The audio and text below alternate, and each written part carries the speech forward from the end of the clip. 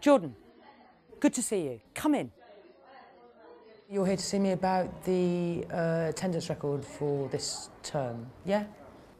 Please sit down. I know it's probably the last thing that you need to be here at 3 o'clock in the afternoon on a Friday talking about this, but I really do appreciate you coming. Let me explain what I want to do with this conversation. I want to help you think through this attendance problem. I'm not going to get heavy with you. I'm not going to, tell you what to do. I'm sure you're perfectly capable of making your own decisions for yourself. But I really do want to have a constructive conversation with you. Okay. I'm curious about something. Until the beginning of this year, your attendance record was good. It was really good. I'm wondering what's going on in your life that's changed all that. Well, I thought everything was going good with me and my mum. I really did. But I don't know. But it wasn't sorted out? Well, everything was going really, really well. And then this guy comes along and everything just went back to the way it was. When you say it went back to the way it was, what do you mean by that? Well, I basically mean she went back to being an idiot. That's quite harsh, Jordan. Well, what would you call it? Going off with some guy, not coming home some nights, leaving my little sister and me on our own.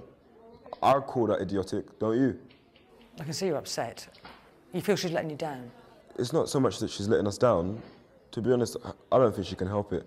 Ever since this guy, she's just been drinking and smoking and stuff. That's not the mum you want? Well, she always apologises when she comes back. And she says, it's going to be better and she's not going to hurt us anymore. And it lasts a few days, but then she goes missing again. Which makes it difficult for you to believe her promises? Well, I know she means it at the time, but when she gets out of it, she's just a different person. Someone who'd leave you and your sister alone in the home until she gets back?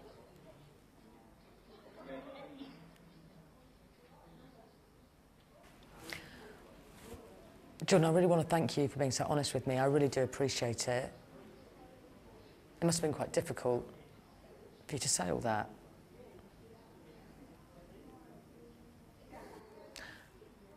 But what I'm wondering now is, how does all this affect you?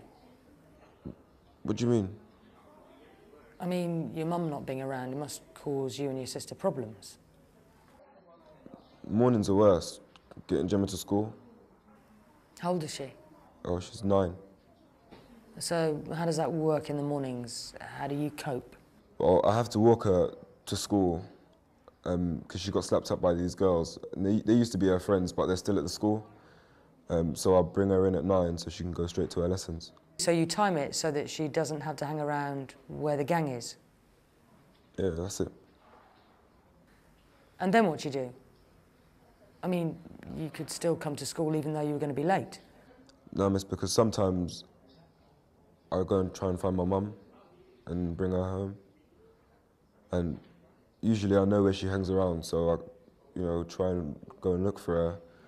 By the time I've brought her home, it's time to go and get Gemma, so, usually mum's asleep by then. Let me see if I've got this right.